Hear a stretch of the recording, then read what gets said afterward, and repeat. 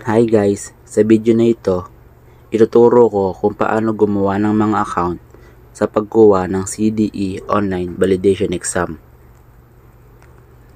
Una, i-search ang CDE Validation Exam at i-click ang link na ito.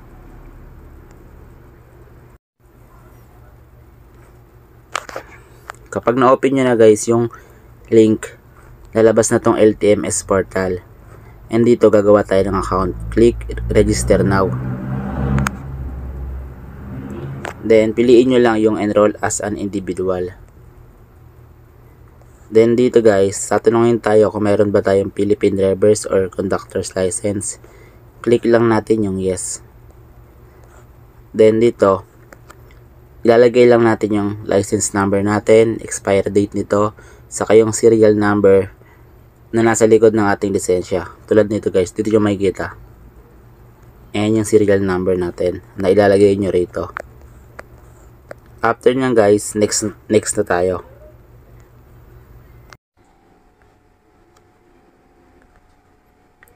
Next ay, ang tanong dito, are you a Filipino citizen? Kapag Filipino citizen kayo, click yes. Then next. Lagay nyo lang yung last name nyo, first name, and middle name. And birth date, saka gender. Lalagay nyo rin yung mother's maiden name nyo. Apelido, unang pangalan, saka gitnang pangalan. Then kapag napilapan nyo na to, punta na kayo sa kabila. Next na tayo. Pilapan ko lang guys. Then proceed tayo sa next. Pagkatapos natin mag-fill up ng mga pangalan, punta naman tayo dito sa contact information. Dito ilalagay natin yung email address natin. Then i-confirm natin yung nilagay nating email address. Then lalagay natin yung mobile phone na available sa phone natin. Kapag na-fill up nyo na to yung lahat ng to, create account na tayo. Bago tayo guys magpatuloy, ituturo ko na rin kung paano gumawa ng Gmail account para doon sa mga hindi pa nakakaalam. Dito, ilagay lang natin create Gmail account. Then hanapin lang natin tong create Gmail account. Then create an account.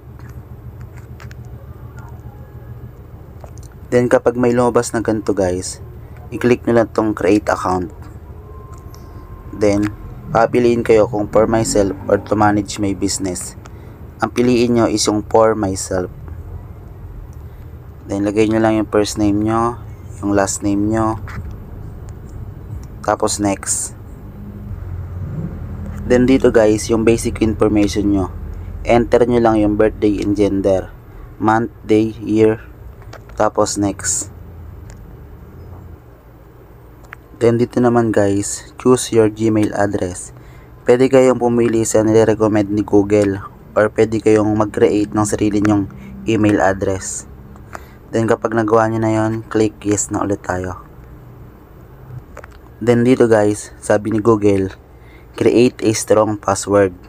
Create a strong password with a mix of letters, numbers, and symbols. Dito guys, pwede nyo ilagay yung kahit birthday nyo, tapos kahit anong number, ganun lang. Para ma-verify agad ni Google. Basta guys, yung strong, saka madaling ma-verify ni Google. Tapos next na tayo. Then dito guys, sabi ni Google, add phone number. Click nyo lang yun sa baba. Pwede nyo skip or pwede nyo yes. Pag yes, ilalagay nyo yung phone number nyo. Pag skip, pwedeng saka nyo na ilagay yung phone number nyo. Pero advice ko, ilagay nyo na kaagad. Para in case na may verification, pwede kayong i-text ni email. Then kapag nalagay nyo na guys yung password, dito sabi ni Google, review your account info. You can use this email address to sign in later. Ito na guys. Yung na-create yung account, ito na yung gagamitin nyo, pati yung password na nilagay nyo. Tapos next na tayo. Then next guys, yung privacy and terms. Dito sa privacy and terms, basahin nyo lang. Tapos, click nyo lang yung I agree. Then yun lang guys, pag nagawa nyo na yung mga yon, pwede na kayo makapag-create ng Gmail account and pwede nyo lang gamitin yon sa LTMS portal. Kasi guys, yung email, doon i-send ni LTMS portal yung lahat ng mga confirmation kung nakapasa na ba tayo, yung score natin, at saka kung ano pa.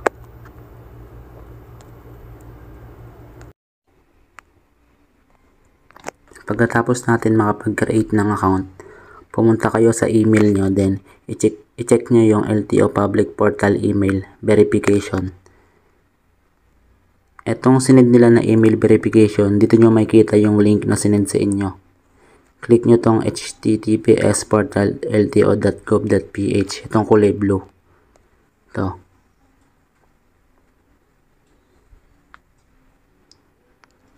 Then, kapag na-click nyo na, mag-o-open tong LTMS portal. Dito, mag-create kayo ng password. After nyo makapag-create dito ng password, ito na yung gagamitin nyo para makapag-sign in sa LTMS online portal. Try natin is mag-sign in gamit yung nilagay nating password.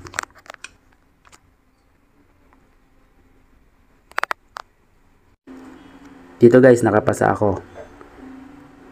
Congratulations, naipasa mo ang CDE online validation exams na may markang 80%. 80% guys, so ibig sabihin 80% ng 25 is naka 20 plus din ako. Yan nakalagay dito, ang certificate ko OVE 2309015318841 ay naipadala na sa iyong email address. Check nyo guys yung mga email address nyo, nakalagay doon yung nakalagay na nakapasa kayo. Pwede nyo rin ipakita sa LTO yon or print nyo tong certificate. Then print certificate tayo. Or show answer muna tayo. Show answer.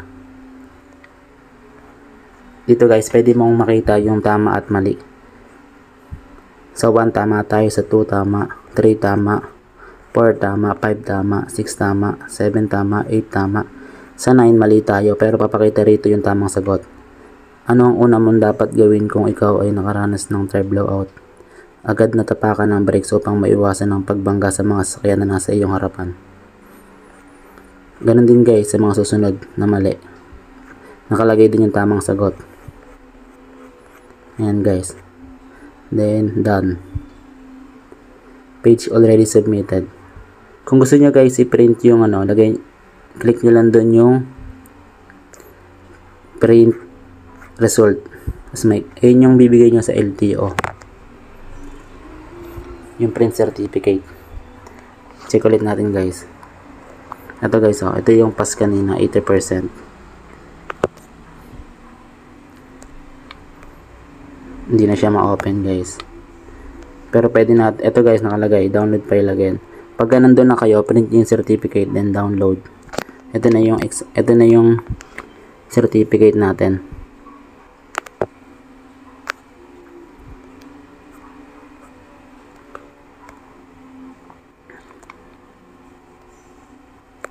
Ito guys, yung certificate natin.